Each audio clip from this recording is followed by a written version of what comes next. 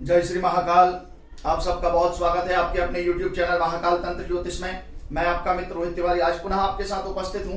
हम जो हस्तरेखा के विषय में चर्चा कर रहे हैं, हमने पिछले वीडियो में हाथ के 3 प्रकार को जाना, उत्तम हाथ, मध्यम हाथ और अधम हाथ। आज हम हाथ के विशेष 7 लक्षणों पर विचार करेंगे। कौन कौन से लक्षण होते हैं और किस प्रकार के हाथ होते हैं और उनकी बनावट कैसी होती है और उनका किस प्रकार जातक के जीवन में प्रभाव पड़ता है, इन विषयों पर हम आज चर्चा करेंगे। आज का जो हमारा भाग है वो भाग 3 है, हस्त परीक्षण के विषय में। जी हाँ, आज हम हस्त परीक्षण के विषय में जो चर्चा कर रहे हैं उसमें विशेष 7 प्रकार के हाथों के विषय में मैं आपको बताऊंगा। परंतु आप मेरे चैनल पर हैं और वीडियो को देख रहे हैं और अब तक चैनल को आपने सब्सक्राइब नहीं किया है तो कृपया चैनल को सब्सक्राइब जरूर कर दीजिए और बेल आइकन को भी दबाइए, जिससे आने वाले सभी वीडियोस के नोटिफिकेशन आपको प्राप्त होते रहेंगे। क्योंकि मैं हमेशा आपसे कहता हूं, सीखना है ज्योतिष तो फॉलो महाकाल तंत्र ज्योतिष, इसलिए चैनल को सब्सक्राइब कर दीजिए। चलिए बात करते हैं हम। सबसे पहला हाथ प्रारंभिक हाथ। प्रारंभिक हाथ के विषय में हम चर्चा करते हैं। तो प्रारंभिक हाथ जो होता है यह मध्यम श्रेणी का हाथ माना गया है, या कुछ विद्वानों के मत से ऐसा जो हाथ होता है वह निकृष्ट भी माना जाता है। परंतु इसका मानव जीवन में क्या प्रभाव पड़ता है और आप किस प्रकार इस प्रकार के हाथ को देखकर समझ सकते हैं। सबसे ज्यादा महत्वपूर्ण होता है हस्त परीक्षण के समय हाथ की बनावट। यदि हाथ की बनावट उत्तम नहीं है तो उसके अंदर की रेखाएं सही तरह से काम नहीं करती हैं और उनका फल जातक को प्राप्त नहीं होता है। तो ये जो प्रारंभिक हाथ जो आप देख रहे हैं, प्रारंभिक हाथ के विषय में हम जो चर्चा कर रहे हैं, तो जो प्रारंभिक हाथ होता है ये थोड़ा सा देखने में बेडोल होता है। इसकी जो बनावट होती है वो थोड़ी सी बेडोल होती है, सही बनावट नहीं होती है और खुरदुरापन। जी हाँ, ऐसा जो हाथ होता है यह खुरदुरापन लिए हुए होता है। प्रारंभिक हाथ की जो श्रेणी है और हाथ कुछ भारी होता है, देखने में भारी महसूस होता है और इसके कर अंगुलियां जो हैं छोटी छोटी होती हैं और हथेली जो है थोड़ी मोटी होती है और मोटी होने के साथ उंगलियां जो हैं थोड़ी छोटी होती हैं और कर पृष्ठ जो है बाल से युक्त होता है।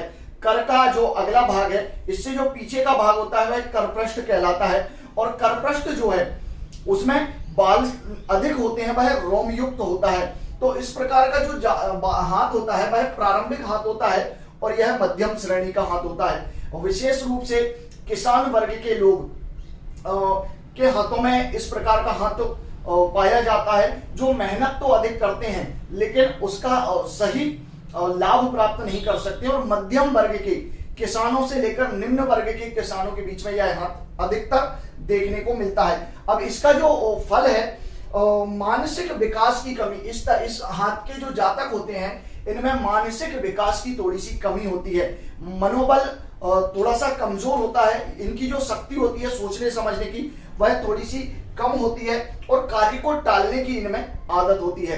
कार्य को टालने की आदत के साथ साथ जो है और तामसिक प्रवृत्ति भी इस हाथ के जातकों में देखने को मिलती है। तामसिक प्रवृत्ति होती है और झगड़ालू स्वभाव होता है और गुस्से में थोड़े से ज्यादा हिंसक प्रवृत्ति में आ जाते हैं। ऐसे जो जातक होते हैं थोड़े से हिंसक प्रवृत्ति के होते हैं। तो यदि आपको इस प्रकार के लक्षण किसी जातक के हाथ में दिखते हैं तो उसका हाथ जो है प्रारंभिक श्रेणी में आता है। ऐसा जो हाथ है प्रारंभिक श्रेणी में आता है। अगला जो हाथ है वर्गाकार हाथ होता है। जी हाँ, वर्गाकार हाथ जो है ऋषियों ने सामुद्रिक शास्त्र में या सामुद्रिक शास्त्र के विद्वानों ने इस हाथ को उत्तम बताया गया है। वर्गाकार अर्थात ऐसा हाथ जो ऊपर से नीचे तक चौकोर होता है। जी हाँ, चौकोर होता है इस प्रकार का हाथ। और इस प्रकार के हाथ की जो पहचान है यह जो है ऊपर नीचे से के भाग में जो है वर्गाकार होता है और वर्गाकार होने के साथ साथ छोटे एवं चौकोर नाखून होते हैं। इस हाथ के जो जातक होते हैं इनके जो नाखून है भाई छोटे होते हैं और चौकोर भी होते हैं। उसके साथ ही जो है गुलाबी आभा युक्त जो नाखून होते हैं वह गुलाबी आभा युक्त होते हैं। इनमें गुलाबी वर्ण अधिक देखने को मिलता है और इस प्रकार के जो जातक होते हैं वह जीवन में काफी सफल होते हैं और ईमानदार भी होते हैं और धार्मिक प्रवृत्ति के ऐसे जातकों को देखा जाता है। ऐसे जो जातक होते हैं वह धार्मिक प्रवृत्ति के होते हैं और शांति प्रिय होते हैं और तर्कशील और परोपकारी इनका स्वभाव देखने में मिलता है। और तर्कवादी होते हैं, किसी भी कार्य को करने से पहले उसके अच्छे या बुरे के विषय में जानना इनका स्वभाव होता है और उसके बाद ही इस प्रकार के जातक जो है अपने जीवन में आगे का कोई कार्य करते हैं। अब इसके बाद हम बात करेंगे दार्शनिक हाथ के विषय में।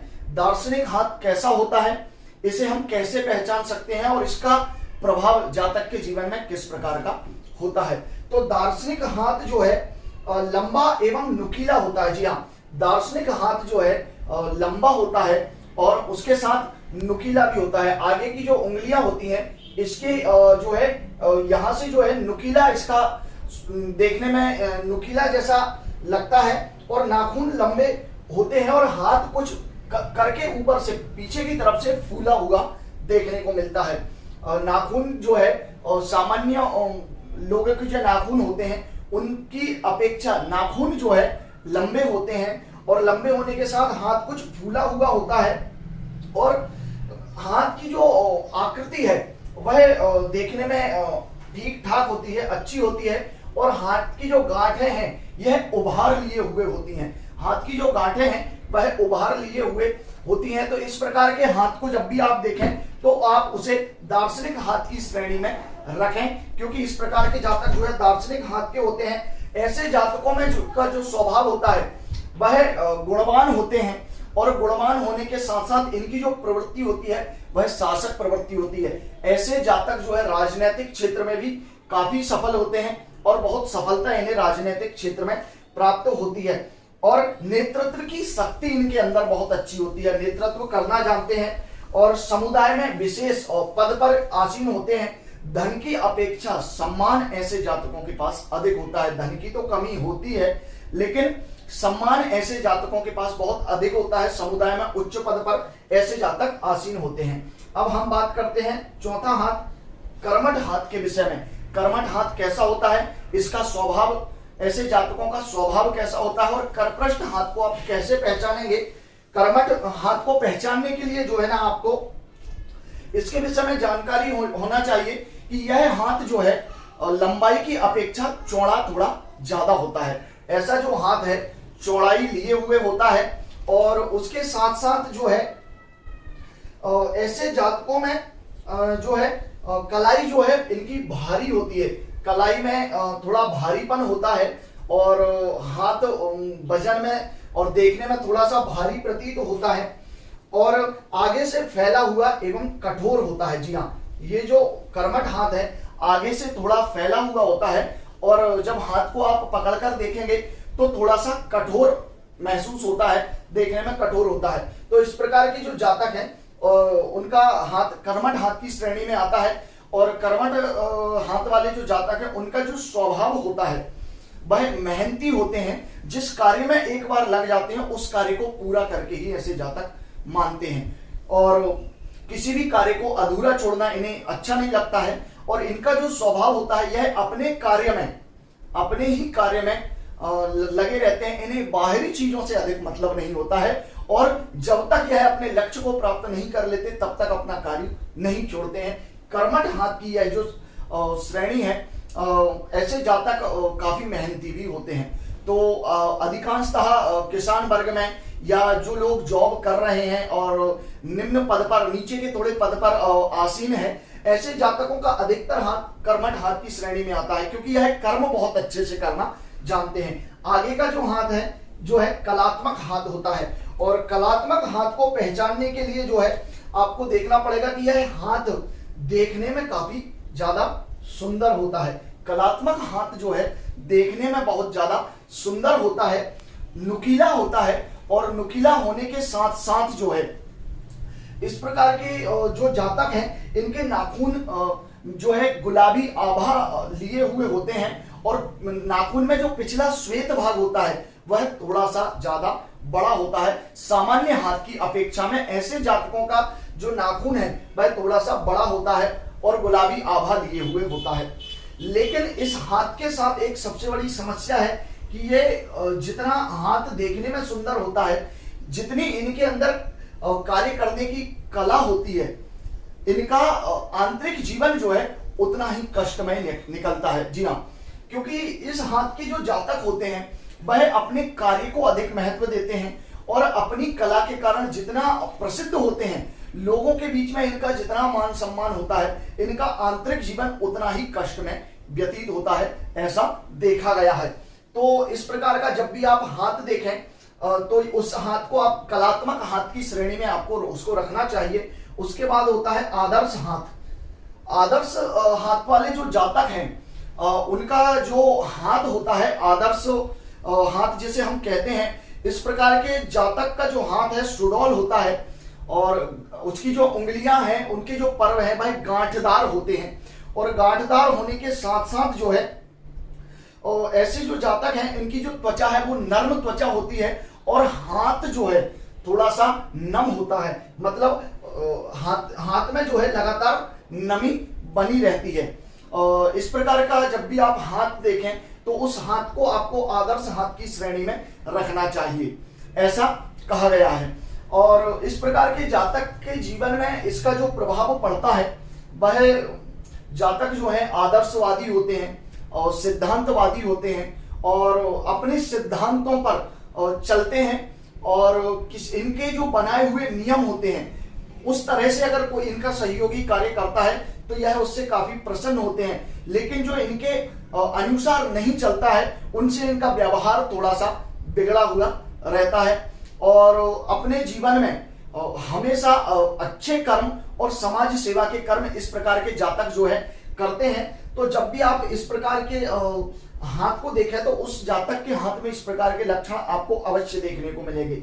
अब अगला जो हाथ है वह है मिश्रित हाथ। तो मैंने आपको जो जितने भी हाथ के लक्षण बताए हैं इन सभी हाथों के थोड़े थोड़े लक्षण इस मिश्रित हाथ में देखने को मिलते हैं और उनका फल भी जो है मिश्रित प्रकार से इस जातक को मिलता है।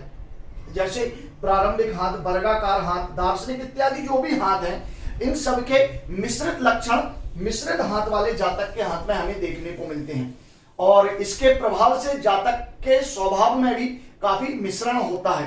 तो जब भी आप इन सभी लक्षणों से मिश्रित हाथ देखें तो उस हाथ को आप मिश्रित हाथ की श्रेणी में रख दीजिए। तो आप समझ गए होंगे हाथ के प्रकार को। तो मैंने आपको जो जानकारी दी अगर आपको अच्छी लगी है तो कमेंट बॉक्स में कमेंट करके जरूर मुझे बताइए और आप अपने प्रश्न भी मुझसे पूछ सकते हैं। उनके आधार पर मैं वीडियो के द्वारा आपको समझाने का प्रयास करूंगा।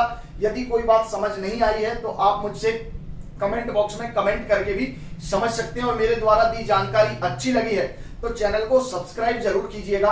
अगले वीडियो में हम पुनः मिलेंगे, अगले नए विषय पर चर्चा करेंगे। जय श्री महाकाल।